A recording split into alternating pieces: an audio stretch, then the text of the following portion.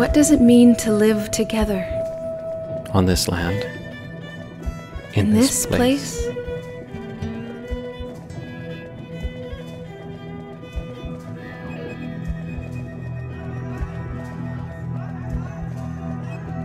Burnt Thicket Theatre presents We Treaty People.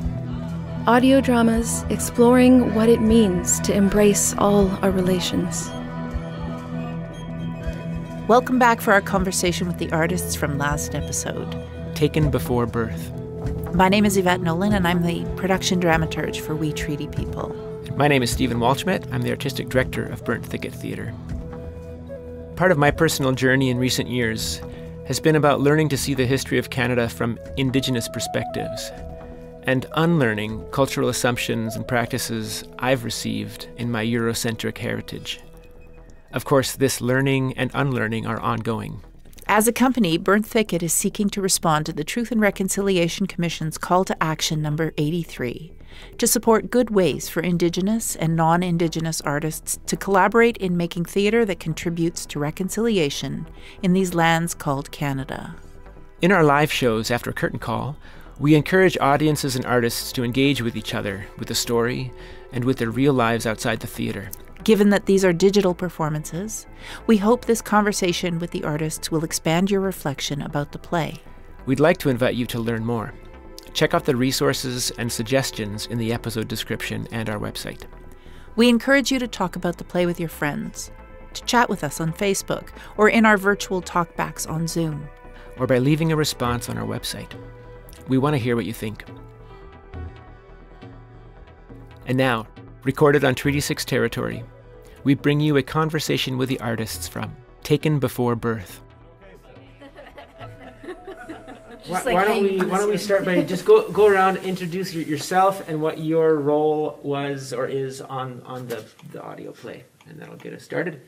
And I'll start. I'm Stephen Walschmidt, and I was the stage manager and recording assistant on this production. And I'm Tim Bratton. I doing the recording for this, and I'm doing sound design. Errol Kinistino played Mushroom. I'm Jennifer Dawn Bishop. I played the playwright. I am Amanda Trapp, and I assistant directed. I am Ezra Forrest, and I am Nusus Semisquasis. I am Raven Dolman, and I played Daughter. And we won't forget Donna Michelle. I'm Donna Michelle St. Bernard. I'm the director of this piece. Yeah, she is. Yeah. And the dramaturg. Yeah. Totes forgot. Good. Well, we want to invite those who are listening to these episodes and to the artist interviews afterwards to consider these questions. First of all, what surprised you as you experienced this show, Taken Before Birth, or you experienced the script for the first time? Or maybe is there a line or an image from the play that has stuck with you or just continue to resonate with you?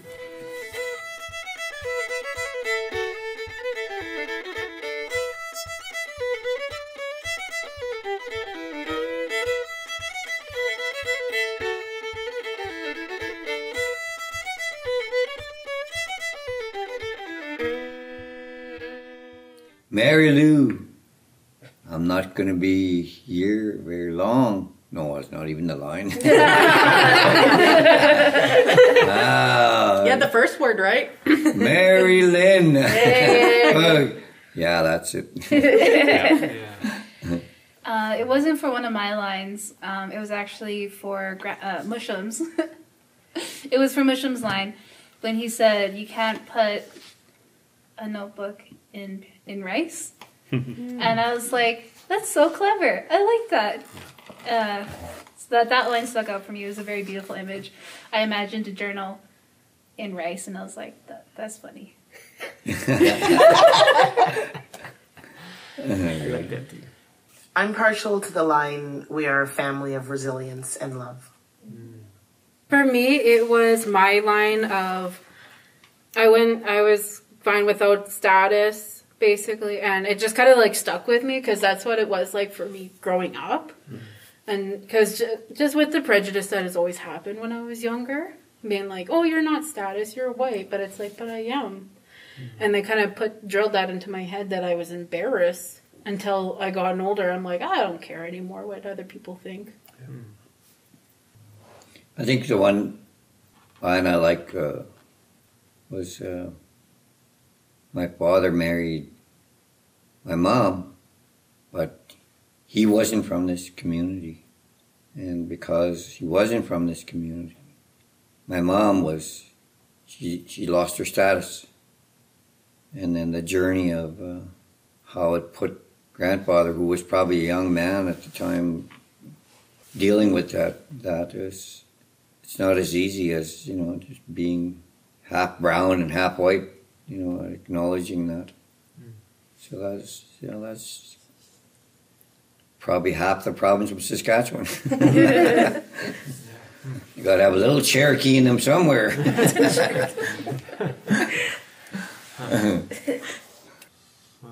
We can come back if another thought from one of those questions comes to mind. Yeah. But here's a question for you, Jen, as a playwright. What was your inspiration in writing this script?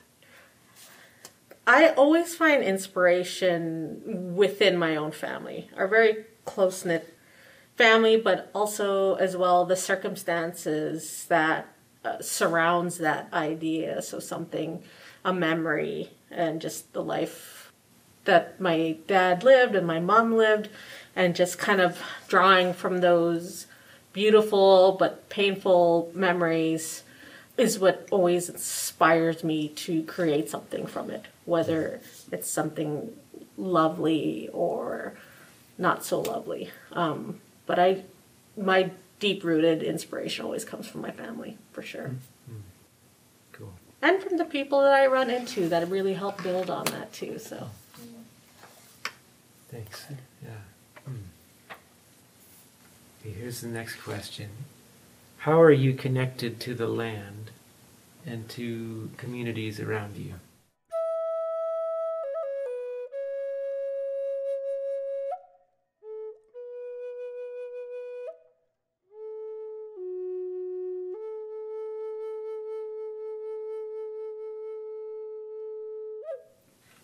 My connection to the land is basically the heart of my spirituality. I view the land as what it is. It's medicine. It's a part of the four elements. It's how I'm connected to my culture. And I think that the land is very knowledgeable and has a lot of wisdom in it. And for me, it keeps me connected to my ancestors. thank you for sharing that, because it is different for everyone. And for myself, like, I didn't realize I had a deeper connection to the land.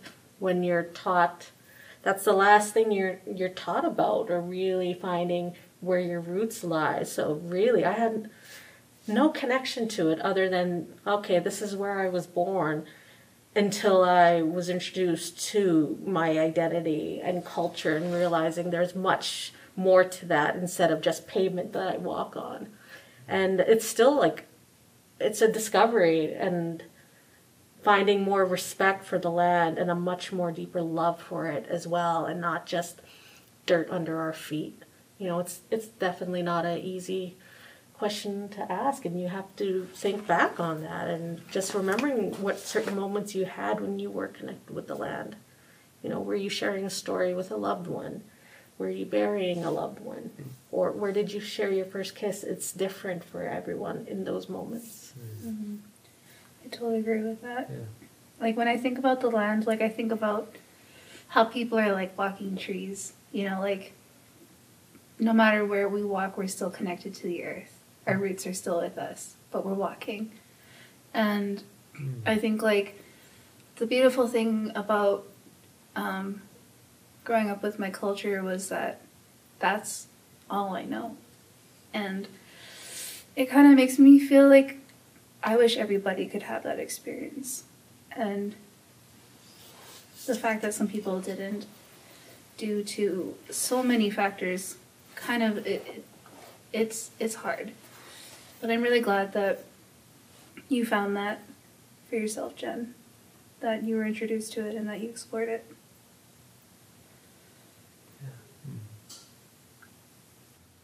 I walked into the store today on the Broadway Street.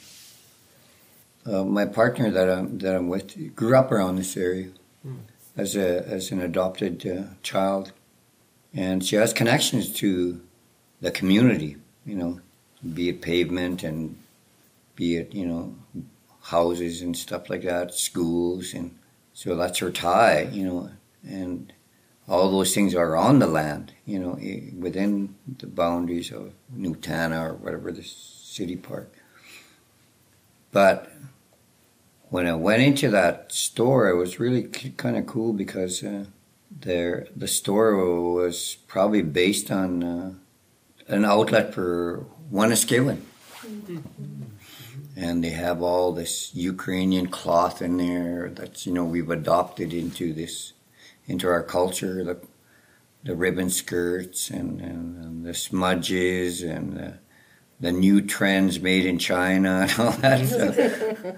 But way in the back, they had land back hat, cap, and I thought, hey, that'd be cool. That's $35 for this land back cap. And then a T-shirt that says smudge or whatever, burn sage, burn whatever, and burn the Indian Act. So it's like pretty funky. I liked it. Had a bunch of Alan Sapp paintings up on the wall. It was really awesome. I loved it. I don't see that kind of store in Regina area. It made me think, where in the heck did this land back thing come from? And I think it actually came from someplace in the States where they're repatriating some of the land that was stripped away from the native community. So that was pretty neat to me. I thought that's a new topic, and it's a topic that's it's not really a new topic. It's just a new way of saying, well, when are they going to do something about making things right? Because all of this continent is Turtle Island, and it was it's open up to immigration. It's open up to refugees from all around the world, including ourselves as Aboriginal people that came here, whether we came here from the Sky or the Bering Strait or wherever. We're still on this secret place, and it's become known as Turtle Island. And I think that despite what we have to go through right now, it's beyond us in thinking of that we have a right to the land because we made treaties, or we have a right to life because we're Indians, and we have the right to get this land back. It's a colonial way of thinking, really, that we have to face. I heard an elder say this in the Black Hills in Mount Rushmore when I was down there meeting some people from the Sioux Teton tribe, and our nation Chap Nation was proposing a treaty of friendship with the great Sioux tribe. But this man that was spoken there, he was representatives from one of the 6 tribes around the Black Hills. And he said something about, I don't really like what's happened in this country. In the Black Hills particularly, that's what he's talking about. They found diamonds here, and they come in and just throw away the treaty. I don't like it. I don't like it that they found uranium here, and they come and exploit it. I don't like it. I don't like it that they have casinos, and I don't like it that they offer us $1 trillion for this land to take the settlement. And then he referred to a prophecy that if you don't live properly on this land and you exploit it and you deteriorate it, like what has become an infection, it seems like, in Turtle Island, we're a machine of war. America is just right there. And they didn't get here from being nice to people. They got here through an act of war. And that's, I've heard it over the years, why what else would be in Vietnam? Or why else would be, live through the American Revolution? And they brought that spirit here of being in war. So a lot has changed. And land back, I really wish we could have simple answers, And right now it seems like we have a little window of opportunity to do a little bit of self-education or even educating about what does that really mean. Does it mean we, put ribbon skirts on and, put ribbon shirts on and, get on a bandwagon of red ribbon day and, every child matters thing. And that's part of our way of getting our land back. Or was it even our land to begin with? I think there's a philosophical difference between those philosophies. And the guy, one of those spoken, he's gone now, but he said, if we don't know how to look after this place we live in, the earth will implode. There'll be like this big hole. And if we don't know how to live, if we don't know what foods to eat, where to get the water, where to get, the air we breathe, probably civilization is going to come to a halt.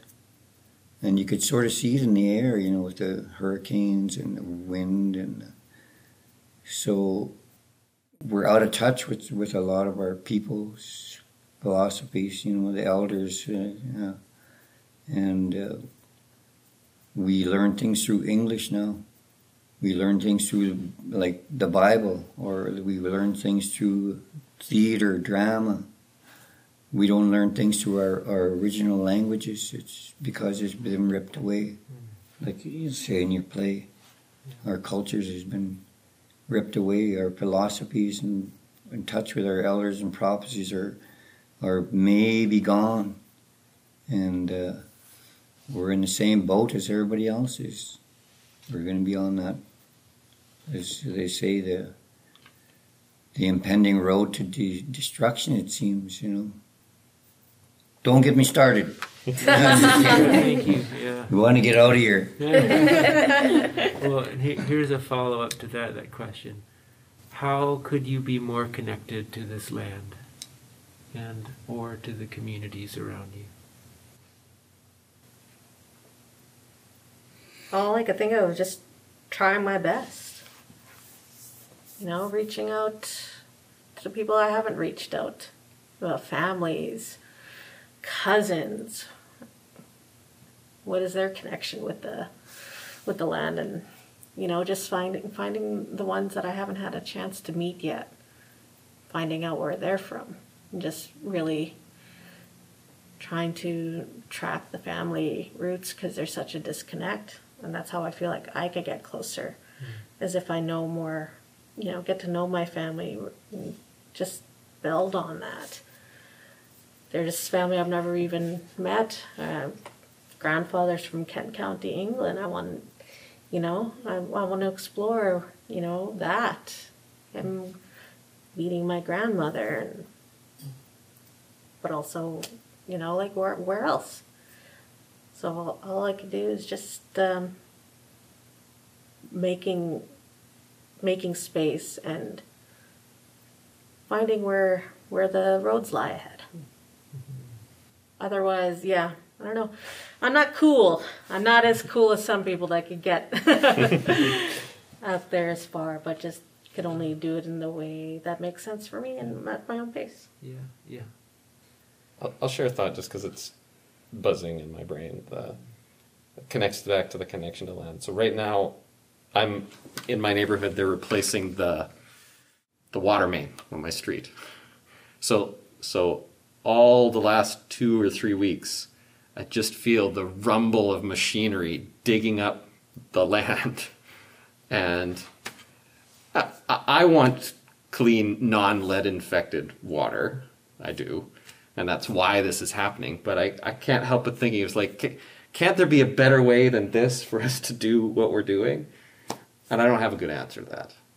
But I do also just feel this disruption of the way of what's going on.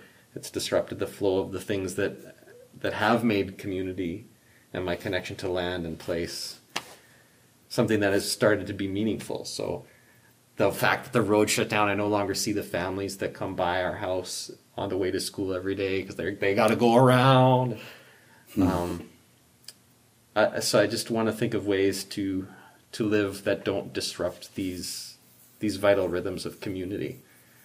And I don't know if lead line replacement is the best example of trying to think through how this could be better. But it's been a thought in my mind as I miss those rhythms, and as I feel disturbed in my body by the rumbling of what we're doing to be in this place and going, oh, is this the best? Anyway, that's just a thought. I really appreciate that, though. Mm-hmm. Everyone interprets it in the way that makes sense for them. So, thank you. Yeah, and I have to say, like, growing up, I didn't think of the land in any sort of Indigenous understanding. It was like, I grew up in this city, I lived in Indonesia for this time, loved different parts of that land and great memories, and felt somewhat displaced coming back. Then I lived in the States, but again, it was like all like city and like no sense of like, this is where I belong, or I'm like from here, you know. And being in Saskatchewan for the last almost 10 years is like, I've been learning more about, both about Treaty 6 and about, but also the different Indigenous communities here, and I guess I long to be to have more of a connection to the land, and whether it's like gardening in my yard or knowing people more in our neighborhood, which is certainly has become more of a part of our life over the last years than in previous places we've lived. I'm not quite sure how to answer that question either, but it kind of like calls to me in a way of like, oh yeah, I love the land here. I love the river valley. I love the, like, walking around Cranberry Flats, or just seeing the sunrise in the winter here. And I want to learn more and be more connected. So this next question has a little bit of an intro. Some elders understand the spirit of treaty as adoption, as a good way to welcome strangers as family and as all our relations. Yet we have not fulfilled those relationships across these lands called Canada.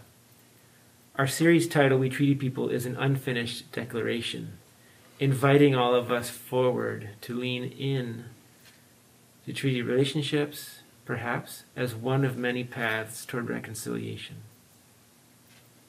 So here's the question. How has telling this story affected the ways that you see other people?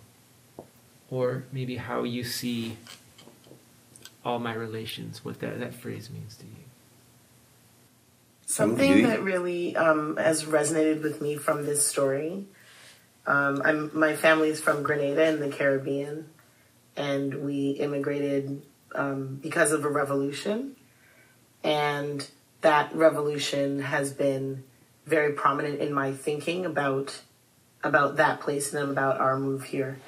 And I realized at some point that idea of revolution was abstract for me, and the way I speak about it abstracts it in a way that is not consistent with my parents' actual lived experience of that terrifying event. And for me, like where I'm coming from is the way that people talk about status and treaty and understand those things, and reconciliation that doesn't immediately connect with the lived experience of people who are actively in our lives, and that our way of talking about those things can be insensitive to what those things have meant, and the shift to what those things have come to mean and what they're used to signify. So yeah, thinking about that, about like the difference between what that status, how a child approaches that conversation and how it lands with Mushum, and thinking about the childlike way that I would speak to my parents about a revolution that was part of their lives. All that. That's great. I resonate with what you said, Donna Michelle, because I think I might have shared this in one of our rehearsals.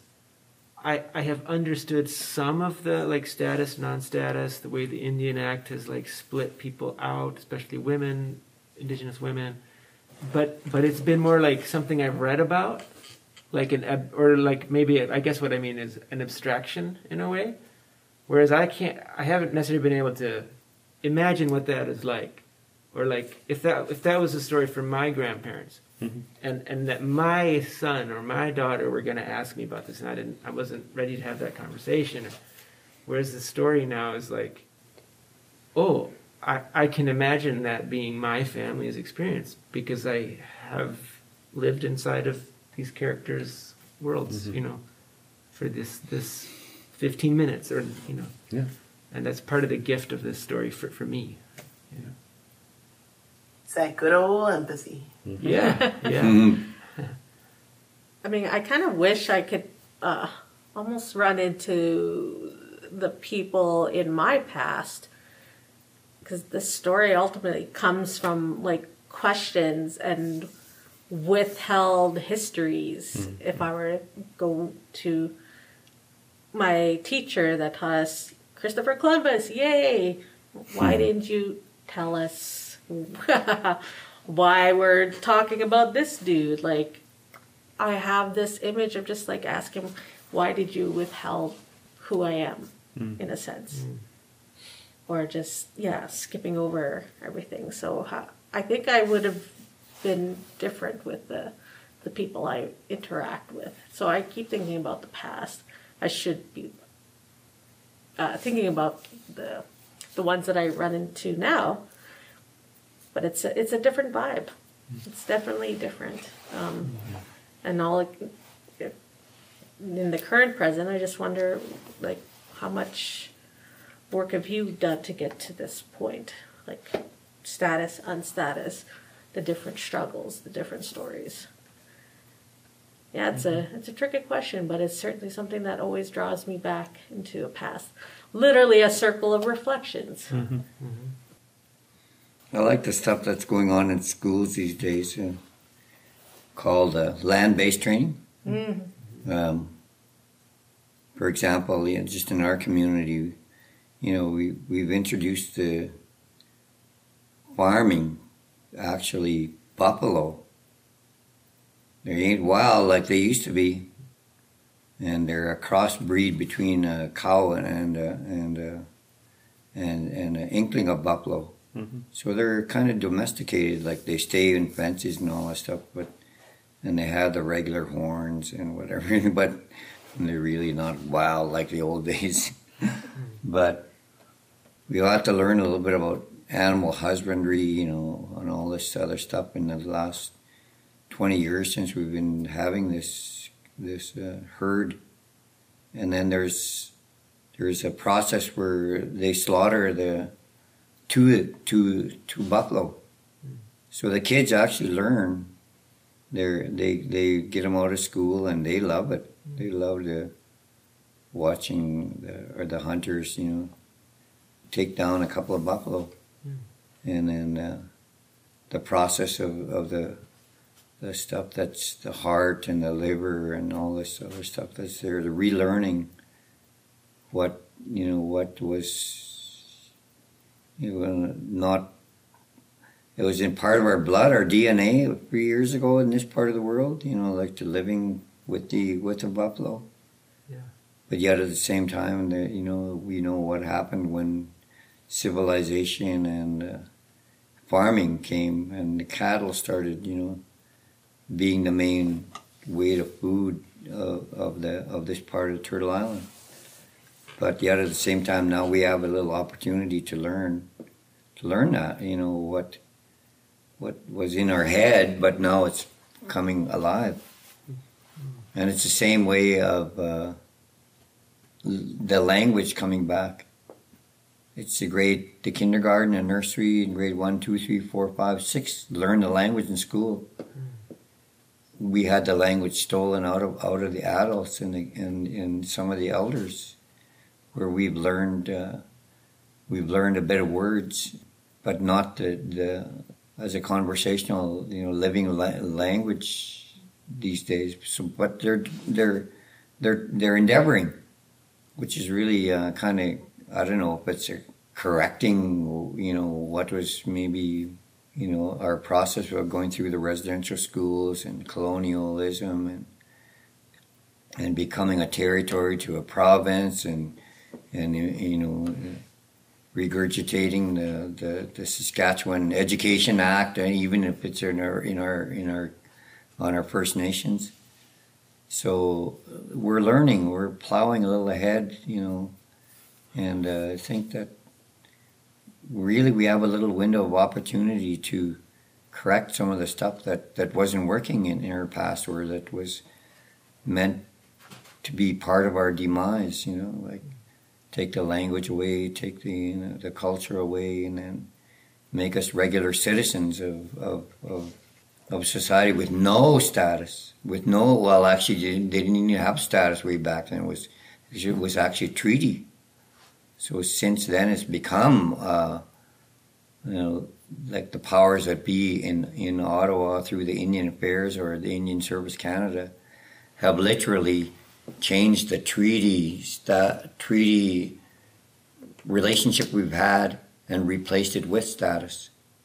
So now they can sort out who's built C-31 or E-12 and all that stuff, and it seems imminent that there are plans to eliminate, the Aboriginal and Indigenous populations from their I guess nationhood status, or that they think that they have, and blend us into being municipalities and being part of the regular world. So and we call that in our world the cunning of the white man. And from our nation that I'm from, the Chapways Nation, there was a man, a former chief named Kakisueo, who understood the Papal Bull, they understood the Rupert's Land agreements, they understood the Hudson Bay companies, and he referred to that as the cunning of the white man. They know what they're doing, and they've come here with their papers and to if you can get this analogy of saying, when in Columbus's time, it seems like the Indians had all the land and all their sovereignty, and the Spanish people had all the Bibles. And within 130 years, it's the Indians that have all the Bibles and the white people have all the land. So we got to start, I guess, taking advantage of that little window of opportunity to, like you said, rewrite, some of the stuff that was stolen from us,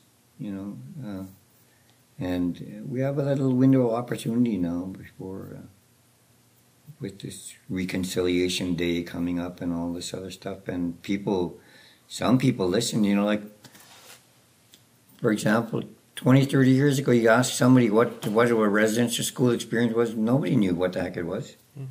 But now they know. So something's working.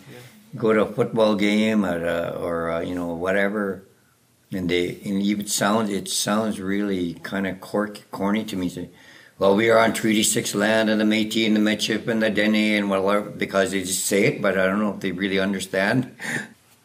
I wish they would have meaning to it, more than just a thing. Oh, we got to say this, like God Save the Queen or God Save the King or whatever. So I wish they would. Now there's our chance to maybe Like it's not a chore to do. It's not. It's not just a minuscule acknowledgement. It's more of an understanding. And one of these days, you might not even have to say it. Well, maybe we'll get to that level where we don't have to say, well, there's a leader, Kagish, who would say, well, who's the treaty people? And it wasn't compartmental as a status. It was, we are all people. Everyone here at this, whether you have food, whether you hunt, we are all people. Like stay mount. It's like it's beyond status. It's beyond nationhood. Like as far as citizenship into a private entity called Canada or wherever. So, and I think that's the truth philosophy in a sense. We're people. Yeah. And yet at the same time it can work against us that, hey, people know that. These guys think they're people. Let's get their land. Yeah. It is good to see, like, just jumping back and seeing more land-based teaching within the school system, because I feel so gypped. The only land-based thing we did was take a box with tinfoil all over it, put a hot dog in it, and see how long the sun cooks it out in the field. Yeah, so it's pretty awesome, really. The kids want to go to school now. They want to know how the heck this buffalo is, what it does or what it could be, and then they feed people. Just like in the storybooks, it's that we shared and we learned and we took the medicines. And I remember that some of the old people say those buffalo were pretty smart when they roamed around this part of the world, because they had sage, they had medicines, and they knew how to live through the winter, the harshest winter. They just bunker down on the land and shake themselves off in the morning. Because they ate of what they ate.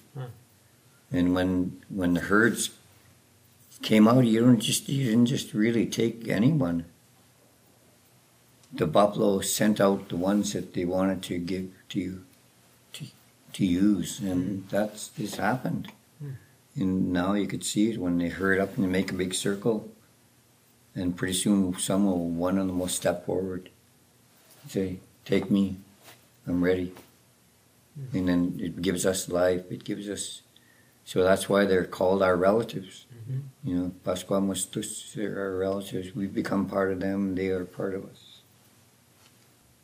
Okay, it's been a lot of learning tonight, but I feel like my most immediately implementable takeaways, I'm going to try to cook a hot dog in the backyard tomorrow. Is